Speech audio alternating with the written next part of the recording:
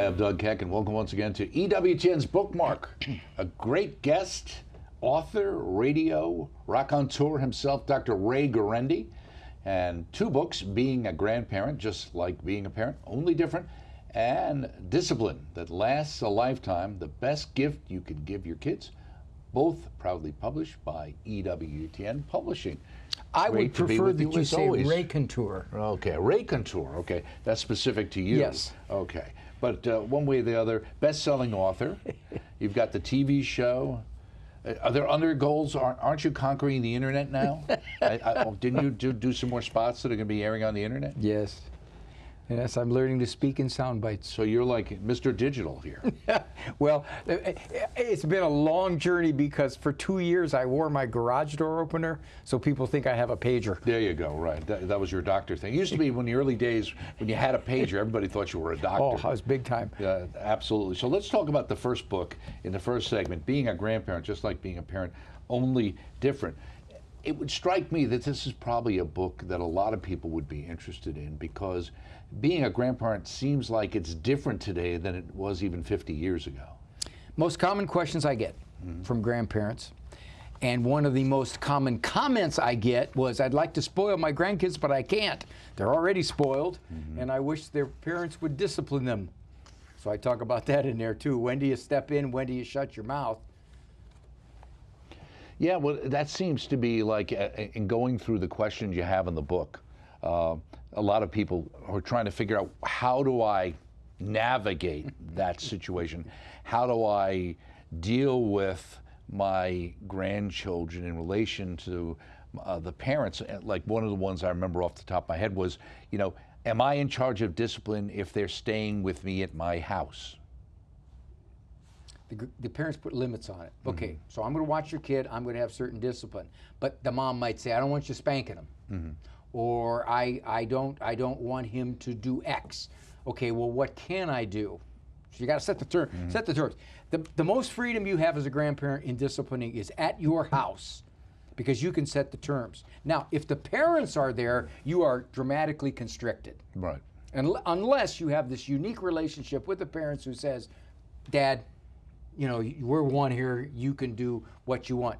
I also tell grandparents, you protect your house. I mean, if this kid's starting to do damage to your house and their parents are sitting there on their phone, you can do something about that, even though, sadly, you risk. Have you had that situation where that kind of thing was going on, where a child was and the grandparent was there and the I've had it in my own parents family. Okay. Where the kids are doing something and the parents are just letting them do it. And finally I said something and they blew me off. And then about 10 minutes later, I kind of acted like a grandpa. And I said, did you hear me? And the parents were looking at me shocked. Like, I raised my voice to their child? Well, let me ask you, you say in the beginning of the book, the relationship generally holds that the better parents you were, the better grandparent you'll be, but being a grandparent will differ from being a parent. You say some are baffled as to why their own children are raising the grandkids so unlike the way they were raised in practice, discipline, and morals. And you talk about the pain those whose grandchildren have been removed from their lives. That especially is probably a bigger problem today than ever. Right? It's happening as an epidemic, Doug. It's the final club. It is, I don't like the fact that you gave me advice that I didn't want. You didn't read the cues as a grandparent. I always tell this to grandparents, read the cues. The first few times that you offer advice that you think is helpful, and it could be most benign. Do you think he just needs a warmer coat? And you get this look that says, I know how to raise my children. I'm a good parent. Read the cue. Because if you keep going through this, I'll get calls on the radio where they'll say, I don't get to see my grandkids. What happened? Well, I think I gave too much advice too long. And finally they're shutting me out. It's the ultimate club. It happens a lot. Well, I remember one question where you put to the point of saying, maybe you need to also look in the mirror and make sure the reason you're not welcome to come and visit the family is because of things you've been doing that are problematic. Something in there that I call damage control. Let's say that you're severed from your kids or grandkids. And oftentimes they say, I don't know what I did wrong. I just don't know what I did wrong. You do damage control. You go in and you say, I'm sorry. I gave my opinion where it didn't belong and you didn't ask for it. These are your children and I was out of line. So I really would very much like to apologize, and I promise you I won't do it again. Now, you got about a 50-50 chance of that succeeding. There will be some cases where I don't trust you to change who you are anyway, and I don't like who you are. But other times it softens them enough that you can begin to rekindle the relationship. Well, let me ask you one question with the idea that people as grandparents, and you say, I expect that I would enjoy being a grandparent. I underestimated how much. So I'm assuming most people who have it, it's a very positive experience. But I'm wondering if also because of the, whether it's single motherhood or a combination of where women are working and that dynamic, where they rely that much maybe more on the grandparents to pick up and help on things, combined with the fact that they might also be dealing with the situation that they feel like they're being judged over, well, you should really be home watching the kids. There's an interesting statistic that I saw recently. 8% of grandparents are now raising their grandkids. Highest ever recorded. It's a reflection of a lot of falling apart younger generation families where the grandparents have to step in and pick up the pieces. Many grandparents will tell me, I feel like I'm being taken advantage of.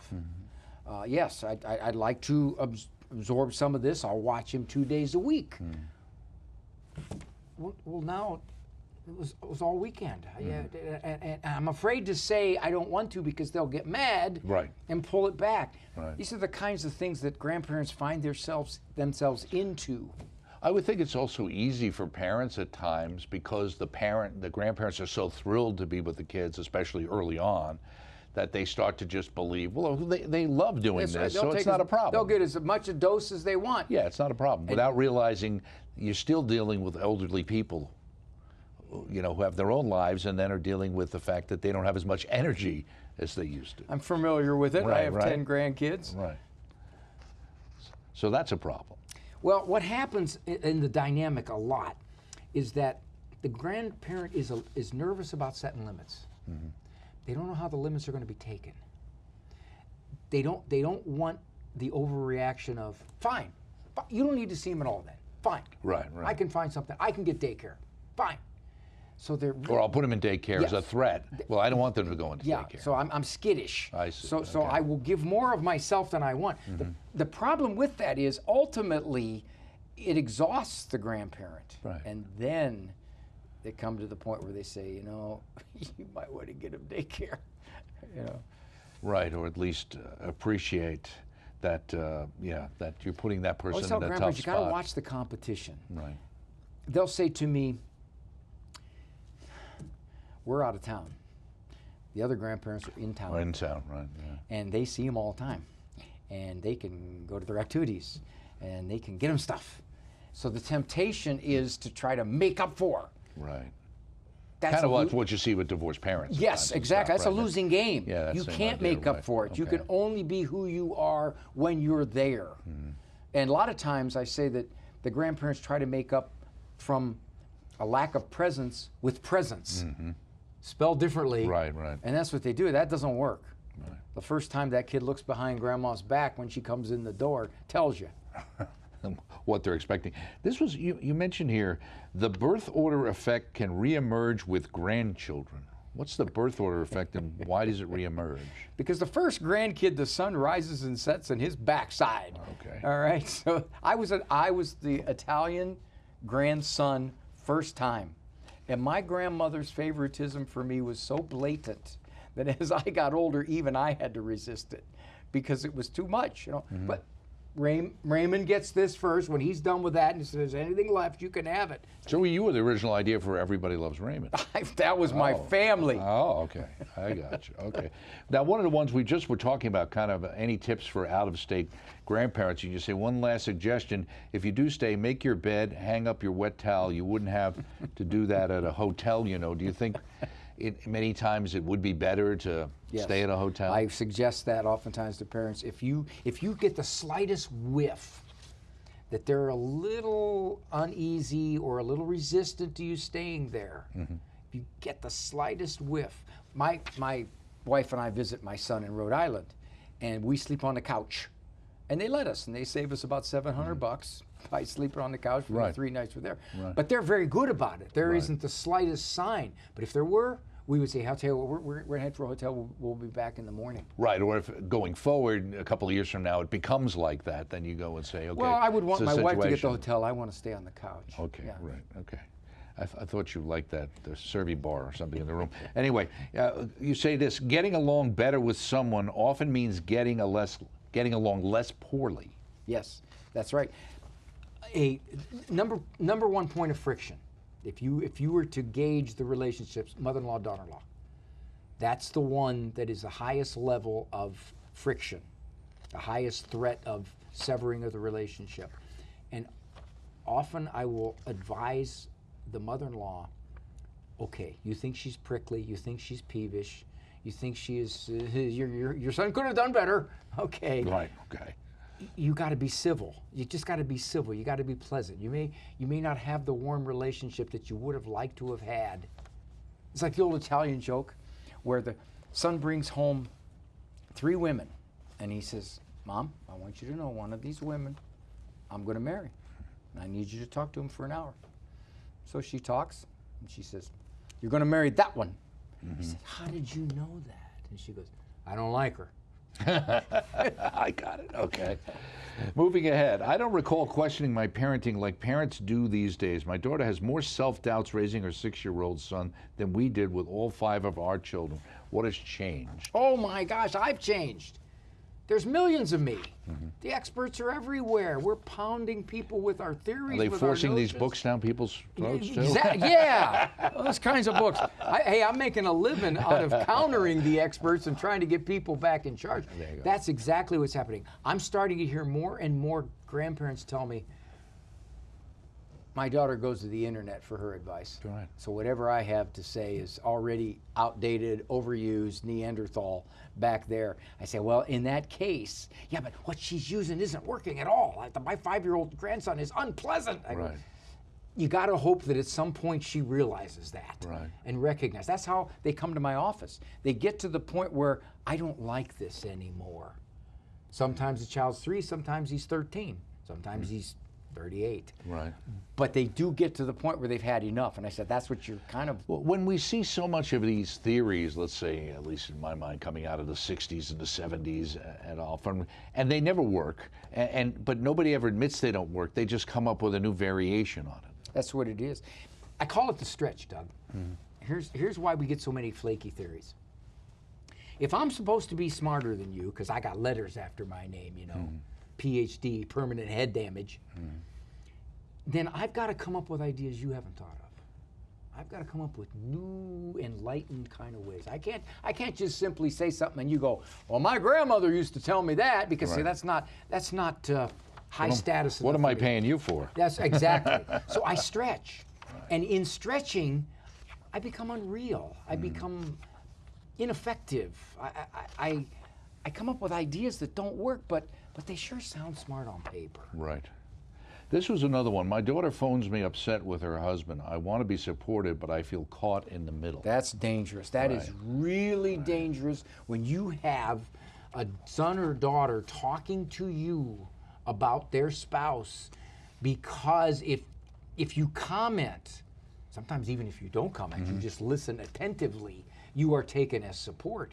And then that can be used with that spouse. I've had many relationships really deteriorate because once they start to get along better, husband and wife, the one spouse is aware that you've known all this stuff. You've heard all this stuff about me from one perspective. And that really puts an edge on And they the may even relationship. heard in conversation what advice you had given the other party. That's may not that's have been, really ticklish territory. Yeah, might not have been positive. You almost got to from their say things perspective. like, I know you're frustrated, but I can't immerse myself in this, because if I do, when you guys resolve it, I'm still going Right. to be the person who doesn't understand. Right. And I probably don't totally understand because I'm not in your shoes in the situation.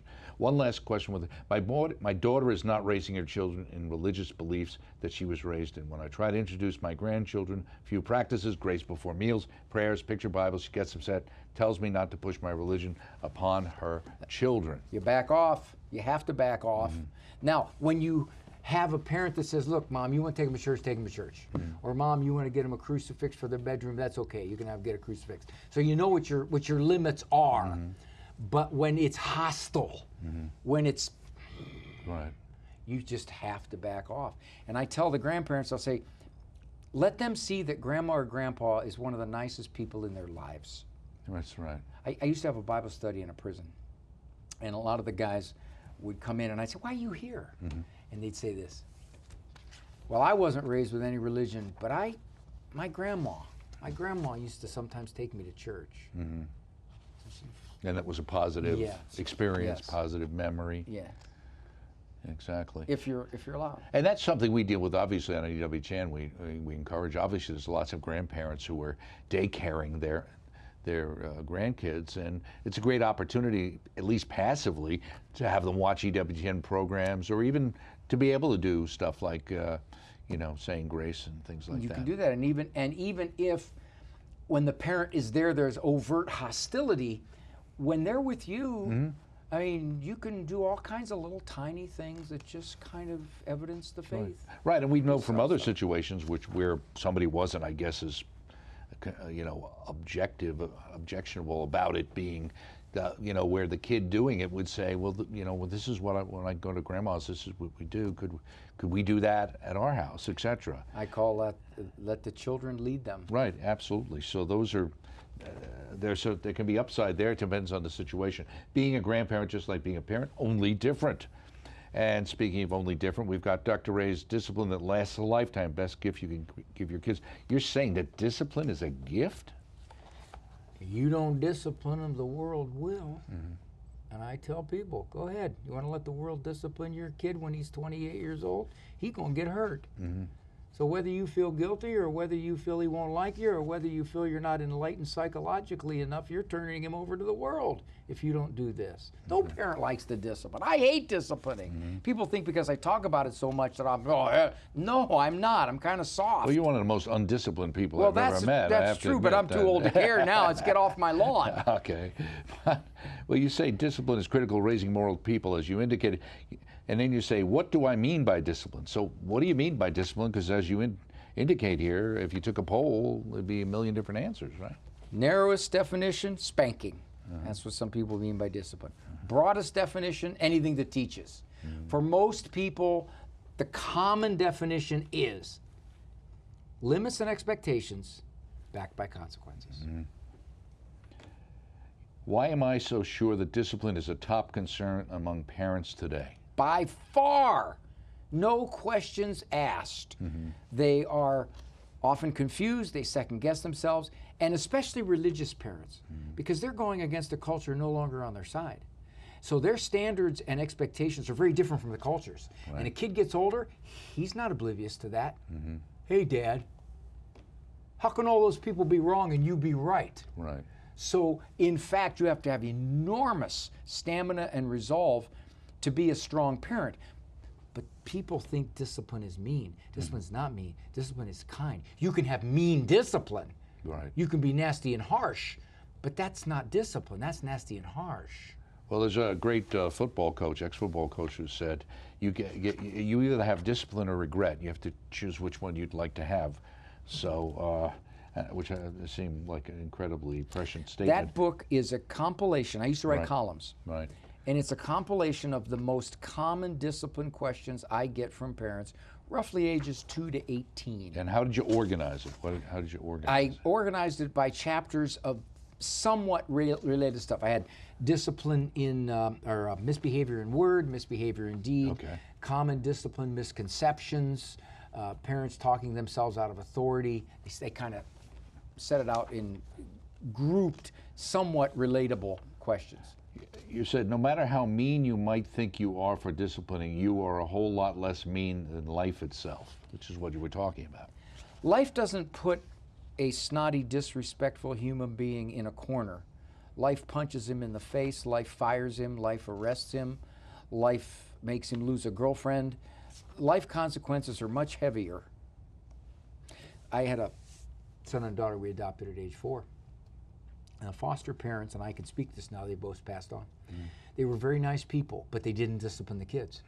As a consequence, 2 other families were selected prior to us to adopt these 2 children. They both backed out because they met the kids. And I said, you see what life did?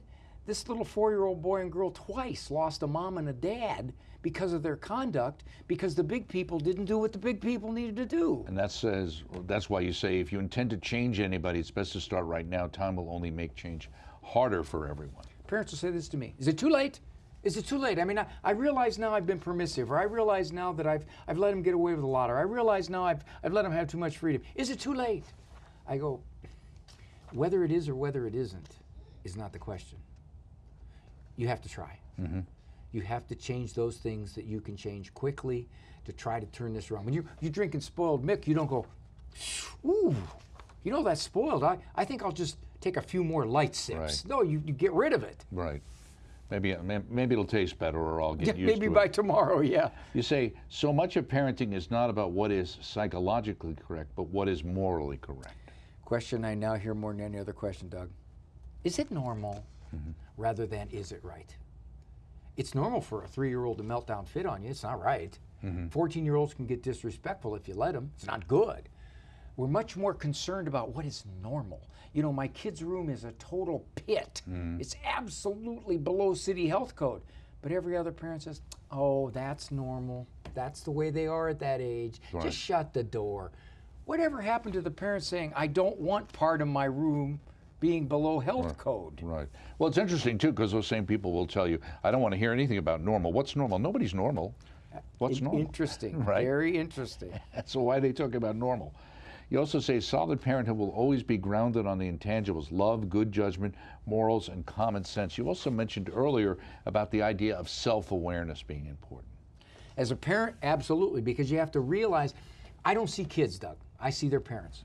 And when they come in, I ask them, okay, describe for me what you do when he does this. What do you say when he does this? And they have to be attuned to how they're doing this so that we can work with it. I've got to know the approach you're taking, or you have to at least be aware of it enough to tell me. Well, I don't know. I guess I just kind of let it go. Well, how do you let it go? Right. What do you do? You say a measure of fear and guilt, whether we like it or not, is inextricably tied to a healthy sense of right and wrong. Now, that you could project onto the church and society in general, right? I was on a TV show once, not as good as yours. But and a lady on there. was that your show you were on? Well, yeah. Oh, okay. Lady on there said, she was a child development person, and she said, if you spank a child, he's going to fear you. He's going to absolutely fear you. And I said to her, I said, well, I think I want him to fear me in certain contexts. Oh, Doug, she was aghast at that one.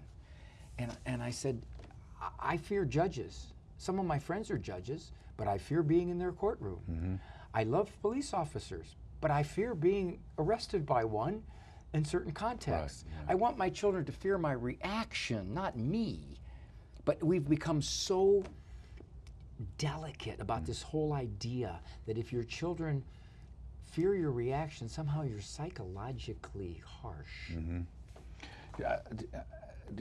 Has there ever been a study on some of these people? Because I know in certain other situations, they did studies on these people and find out they themselves had horrible relationships with their parents or in their own situation. You mean the therapist types? Yeah, right. Oh, yeah. It colors the way you look at how people should handle problems. Right. You also mentioned the fact, tying into that talk is cheap. You say kids are much better at pulling us down to their level than we are at pulling them up to ours. I've had parents say to me, do you know why I have so much trouble with him? Because we're too much alike. And I'll say, well, he's 9. What are you saying?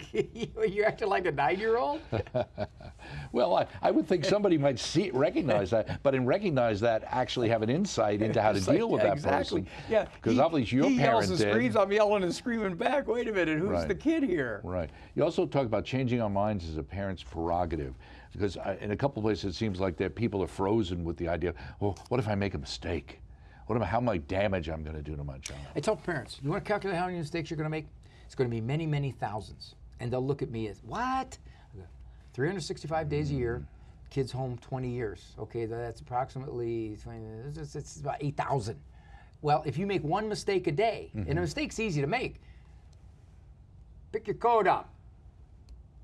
Well, I just asked him to pick my coat up and I didn't do anything about it. And my tone was nasty.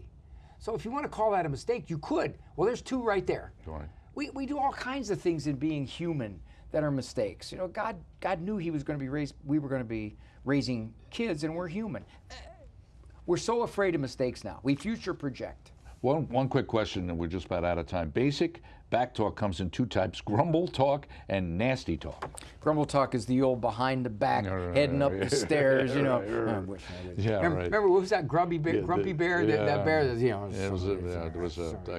Exactly. A dog that did that to you, so it was always mumbling. Yeah. And nasty talk is much more serious. Right. Grumble talk, parents have a choice. They can ignore it if they wish, or they can figure, no, that's disrespect, because keep in mind, he's not grumbling toward himself. He's grumbling toward you. Right. So just because you can't hear it doesn't mean it's not nasty. So you got another book in the works? I do. A book on anxiety. Okay. Will that be proudly published by EWTN, hopefully? Absolutely, you guys. How many of my books you have? 10, 12, 15 of them? Hey, listen, keep them coming. We have I'm getting a little offended, though. Guarendi. Get a little offended. You used to do 1 show per book. Now you're dividing it up 2 books a show. Right, because you have too many books. That's Dr. Ray Guarendi, being a grandparent, just like being a parent, only different, and also discipline that lasts a lifetime. The best gift you can give your kids, a great gift to your family. Published by EWTN, available through the EWTN Religious Catalog, EWTNRC.com for all things Catholic. I'm Doug Keck. This has been Bookmark. Thanks for stopping by. We'll see you next time.